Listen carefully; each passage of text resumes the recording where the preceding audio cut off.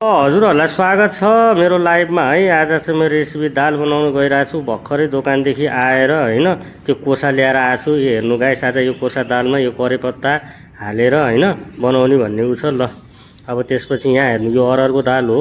यति अरहरको दाल हाल्दा बुढाबुढी दुईजनालाई ठिक हुन्छ। यो मुसुरोको दाल, यो पनि थोरै हाल्दा दुईजनाको लागि, मेरो परिवार र मेरो लागि। हजुर यो अब आलु हेर्नु, अब आलुलाई राम्ररी छिलेर होइन सफा गरेर यसलाई क्लिनसँग गरेर अनि छिल्का फ्याँकेर अब ल्याउँदैछु। यसपछि अब यसलाई अब काटेर अब यसमा एड गर्नु पर्यो होइन। मास होइन, मुसुरा अरहरको दालमा आलु हालेर चट्ट रेसिपी बनाउँदैछु म आजको डिस।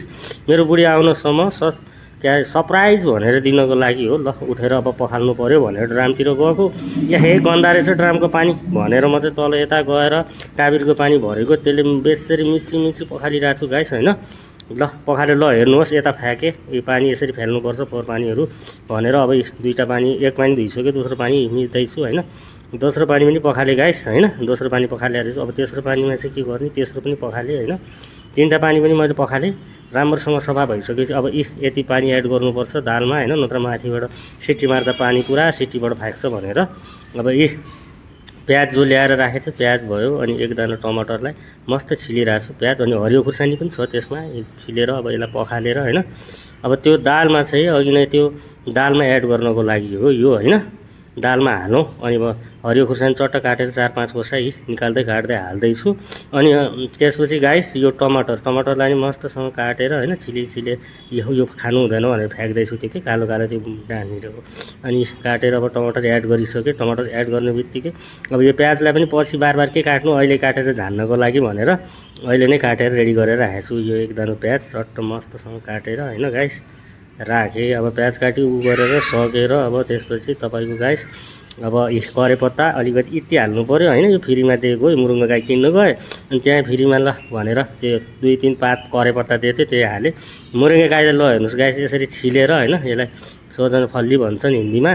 अब यता कर्नाटकतिर मुरुङ्गे गाई यसरी छिलेर मस्तसँग होइन यसलाई अब जो त्यो करे पत्ता गरेको हालेछु नि, त्यो चाहिँ 2-3 पात त्यो भाँडोमा हालेर अब पखाले करे पत्ता र यो शीतल चिनीको कोसालाई पनि पखाल्नुपर्छ। सरसफाइसँग खाँदा नै राम्रो हुन्छ गाइस। ल पखाल्न गर्छु गाइस, पखाले ल एक पानी टक्क, यसलाई त एक पानी पखाल्दा नि हुन्छ भनेर ल स्ट्यान्ड आफ्नो समातेर यतातिर आइरहेको छु गाइस होइन। यता आएँ, अब यता आइसकेपछि अब यहाँ के ल हेर्नुहोस् गाइस, मुरुङ्गा गाईलाई मिची धोइ पखाली गरेर अब म यसलाई राखेर चाहिँ अब त्यहाँ चाहिँ अब होइन अब मसला यी धनियाँ पाउडर, जिरा पाउडर अनि गरम मसला मिक्स, अब त्यो मसलालाई अब आफूलाई कति चाहिन्छ त्यति एड गर्दैछु म। ल हेर्नु होइन, अनि हल्दी पनि हालिरहेको छु होइन, थोरै जति हुन्छ छ है। हल्दी पनि नहिन्छ सिद्धेछ भने डब्बै खनाउनु लागेको छु हेर। अब के गर्ने, दिमाग छैन भनेको यो मुरुङ्गे गाई अहिले हाल्ने होइन।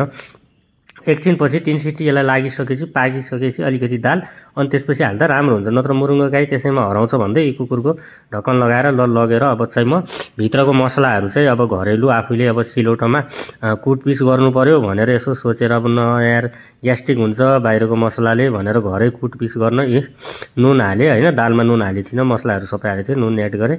अब यसमा सुकेको खुर्सानी लिँदैछु म, सुकेको खुर्सानी, अनि त्यसपछि यो धनियाँको दाना होइन यसरी सिलौटोमा यसरी कुटेर होइन गाइस पिस्दैछु। अब पिस्नु पऱ्यो भनेर अब जेसुकै हो के चाहियो भन्ने, अब लसुन खोज्न लाग्यो, लसुन खोज्दा पाइनँ। यो पेस्ट रहेछ हाल्नुपर्ने रहेछ पहिले दालमा, पछि हालौँला भने जिन्जिर पेस्ट त्यहाँ कुटिरहेको छु म त, लागिरहेको छु।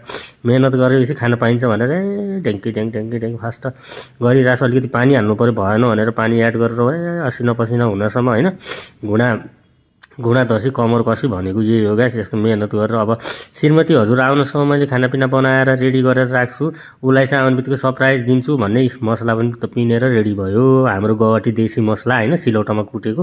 ल त्यसलाई पनि अब मैले कुकरको ढक्कन लगाएर अब चट्ट सिटी लगाइदिउँ। अब 3 सिटी लागिसकेपछि मात्र अब आउनु पर्ला भन्ने हिसाबले अब ल कुकर तँ चाहिँ राम्रोसँग साथ दे है भनेर कुकरलाई पनि डाँटडुट गरिस्। अब म बाहिर गएर ल एकछिन बस्नु पऱ्यो, ल दाल पाक्दैछ भन्यो। अब त्यसलाई झान्नको लागि चाहिँ यी जिराको दाना, तोरीको दाना अनि हल्का यी धनियाँ एड गरेर यो झानन हाल्नको लागि हो के। अनि त्यो प्याज काटेर अलरेडी राखेको थियो, सुकेको खुर्सानी 2-3 कोसा चुङोट गरी यो करे पत्ता हो, करे पत्ता सब रेडी गरेर राखिरहेको छु। रेडी गरेर अब सामानहरू यताउति फिजारी राम्रो हुन्न, आफू बसेको ठाउँको यताउति सलक ल पोको पुन्तरो बानेर अब यसलाई एकतिर साइडतिर राखिदिनु पऱ्यो। डब भयो भनेर सबै चक्कु सक्कु काट्ने अब त्यो हुन्छ नि त्यसलाई के भन्छन् साधन यो करेपत्ता यति ल्याएको थिएँ एकै पात मात्र फेरि आँदेको त्यही अलिकति हालेँ अब झाडझुड गरेर क्लिनसिल गरेर ल यस्तो सरसफाइ राख्नुपर्छ है आफू बसेसम्म भन्ने म हजुरहरूलाई सिकाउँदै ज्ञान झार्दै अब के गर्नु अब यो करेपत्ता पनि राख्नु पऱ्यो एउटा सानो 3-4वटा पत्ता रहेछ नि छुट्या रहेछ भन्ने हिसाबमा ल हेर्नुहोस् गाइस 3 सिटी लागेर पनि तयार भएछ हाम्रो दाल कस्तो भएछ ल हेरौँ भनेको चट्ट पाक्या रहेछ ल अब मुरुङ्गे गाईको कोसा हाल्ने बेला आयो अब अलि दाल पाक्यो 3 सिटी भयो अब यसमा चाहिँ मैले मुरुङ्गे गाईको कोसा अब घोटिरहेको छु अब कोसा हाल्न एड गर्दैछु ल हेर्नु मुरुङ्गे गाईको कोसा होइन धेरै पकाउनु पर्दैन अब त्यही हो 10-5 मिनट भनेर एक सिटी लाउँला भनेर ल कुकरको ढक्कन लगाउनु खोज्दैछु रबर तातेर हात पोलेर मरिहालेँ कपडा कहाँ छ भनेर खोजिरहेको पछि बाबुको उता टोपी रहेछ त्यही समाते अनि लगाउँदैछु अब कुकरै छैन कुकर अब त्यस्तै भएन भनेर अब मैले एउटा अर्को छोप्ने सिसाको यो चाहिँ हावै नजाने त्यस्तो खालको ल्याएर अब त्यो चाहिँ अब गएर बसाल्दैछु गाइस अब यहाँ गएर चाहिँ अब ग्यास जलाएर अब यसलाई 10-15 मिनट पाक्न दिउँ भनेर ल पाक्न दिएर अब यसो बाहिरतिर जानु पर्यो गएँ अब बाहिरतिर गएर यसो हेरेको झान्नको लागि त केही भाँडाकुँडी बुढीले त नधोकी रहेछ अब के गर्नु भाँडाकुँडी पनि आफैले हिजोको दाल त्यस्तै रहेछ भनेछु सोरसार क्लिन गरेर अब धुई पखाली गरेर ल मजाले मस्काएर हेर मेरो बुढीले कस्तो कालो बनाएको भाँडा भन्दै ओहो म किन रगडेर धुनु भन्दै मजाले धुइरहेको छु होइन धुई पखाली गरेर अब यसलाई धुँदैछु गाइस होइन यो धुएर अब ड्रममा गएर पानी सानी निकालेर अब चट्टा हालेर राम्रोसँग 6-7 पानी नै पखाले के एउटा कडाईलाई हेर पानी भयो अब लगेर जाँदैछु भित्रै सामग्रीहरू अघि झान्नी प्याज अनि करेपत्ता त्यो जिराका दाना तोरीका दाना धनियाका दाना सबै लगेर गएर अब के गर्ने अब यसो गएर अब त्यो अब यसलाई झान्नु पर्यो ल हेर्नु यति चाहिँ लाग्छ भनेर मैले भन्दै अब उता यतापट्टि बसालिदिएँ त्यसलाई चाहिँ दाललाई चाहिँ होइन यता पाक्दै गर्छ यो तेल चाहिँ 10 रुपियाँको प्याकेट के इमर्जेन्सीमा हो यो 10 रुपियाँमा पाइन्छ घरमा रासन सित्तेर खतम भएको थियो यही 10 रुपियाँको प्याकेट आधा हिजो हालेर रहेछ अब ल करेपत्ता हाल्दैछु गाइस होइन अब यो खुर्सानी पनि अब यो जिरा धनियाको दानाहरू सबै हालेर दाल र मुरुङ्गे गाई पनि पाकेर भयो अब यसलाई सुकेको खुर्सानी करेपत्ता जिराको धनियाको दाना हालेर दाल पनि पाकिसकेछ अब एकैछिन भनेर 30 सेकेन्ड जति ल भनेर मस्तसँग ब्राउन गरेँ ल अब हालेर प्याजलाई पनि मस्तसँग ब्राउन हुन दिउँ 30 सेकेन्ड भनेर अब छोप्दैछु है गाइस छोपेर अब यसलाई होइन राखिसकेपछि ल तपाईँको अब दाल पनि पाकिसकेछ भनेर अब यसो यसलाई चलाउँछु चलाइ गरेर अब निकाल्नु पर्यो अब भनेर अदरक पेस्ट हालेँ लसुन त थिएन हाल्ने के गर्ने अदरक पेस्ट हाल्नु पर्यो झानन् भनेर अनि लसुन त थिएन साबुत लसुन त्यही हालेर चलाइ गरेर मस्त ब्राउन गरेँ अब दालको पनि हाल्ने पालो आयो अब कति यही चलाइङ चुलुङ मात्र गर्ने भनेर म पनि अब पाकोस् जे होस् भनेर हाल्दै झैँ भयो अब ल खानको लागि दाल तयार भयो अब दिउँसोको ल हेर्नुहोस् गाइस ल म त खाना लागेको अघि बनाएको दाल देखाएको थिएँ नि त्यही दाल बनाएको दाल र भात बुढी कुरेर बसेको थिएँ बुढी पनि आए ल चट्टै मुरुङ्गे गाई अनि त्यसपछि उसको के भन्छ केराको उसको सब्जी थियो अनि त्यसपछि आँपको अचार छ यो केराको सब्जी हाल्दै हो गाइस ल म चाहिँ खाएर इन्जोय गर्दै मजा लिन्छु तपाईँहरू चाहिँ हेरेर लिनु होला है जे जस्तो छ है रेसिपी आजको एकदमै मिठो छ ओहो के गरौँ भन्नुभएको छु म त आहा अब खुर्सानी पनि झ्याम्म खाइएको छु होइन दबाएर यो दाल भात नेपालीहरूको सादा खाना हो होइन गाइस ल म खाँदै इन्जोय नुन अलिक कम रहेछ म नुन चर्को नै खान्छु क्या हो त्यस्तै लायो होइन हुन सबै थप्छ म किनै पहिल्यै कम नुन हाल्छु होइन अलिकति 2 पिस कोटे कलेजो पनि थियो त्यो पनि टोकिरहेको छु खाइरहेको छु गम कोसालाई यसरी खाइन्छ भन्दै बासे नुगे गाईको कोसा मस्त खाइरहेको छु गाइस ल है हजुरहरू चाहिँ मैले अब चाहिँ बनाएको रेसिपी कस्तो लाग्यो पुरा भिडियो हेर्ने भयो हजुरहरू युट्युबमा जानु र युट्युबमा हेर्नु होला ल यति भन्दै अब म त खाइरहेको छु अब म त खाँदैछु गाइस है ल हेरेर मजा लिनु यी दाल थपेको त कति मिठो भयो दाल उपा